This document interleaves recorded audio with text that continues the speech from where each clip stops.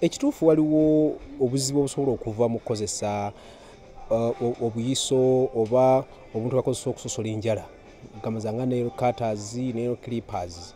Naddala okuba nti bakozesa ku muntu omu ne balyoka bakola no ku muntu omulala ne ku muntu omulala. Waliwo obuwuka obw'ekika ekya fungal infection nga olya nti gundi alina oluwumu naye waliwo oluwumu olw'enjala nti singa bakola ku ggwe ne bakola ne ku nze ate nsobola okufuna obuwuka obwo ku njala zange.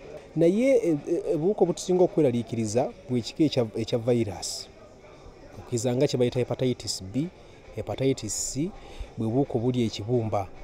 Waliwo kalisiki nti singa oba bakoze ku njala z'omuntu alina obuwuka obwo basobola okuba nga nange nfuna obuwuka omusaayi gwange ekibumba kyange ne kirwala. Ate obulwadde obwo si bwa muzannyo. N'olwekyo tulowooza nti twandibadde twegendereza obutagabana bintu biri sharp, nail clippers, nail cutters n'abantu abalala, era nga kya nsonga singa kyali kisoboka districts oba gavumenti zandibadde n'ebitongole ebiwa license ebifo ebikola pedicure ne manicure nga bamaze okwetegereza nti balina ebyuma ebitta obuwuka, era singa nga nzize bw'onkolako obuwuka ne babuteeka mu kyuma ekyo obuwuka ne bufa oba mu ddagala ne balyoka bakola ku muntu omulala. Era nga singa bwe gyokolera manicure pedicure tebakikola obulamu buli mu katyabaga.